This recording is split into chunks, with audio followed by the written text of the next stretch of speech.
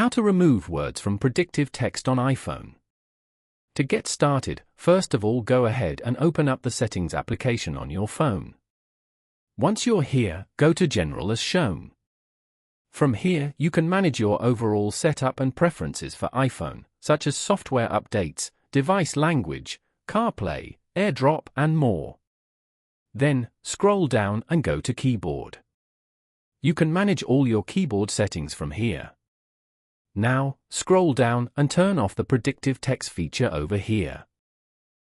You can also manage the other keyboard features from here, such as show math results, smart punctuation, delete slide to type by word, auto capitalization, and more. After that, go back and scroll down to transfer or reset iPhone at the end. Here, tap on Reset. Select Reset Keyboard Dictionary from the options. Following these steps, you can easily remove words from predictive text on iPhone.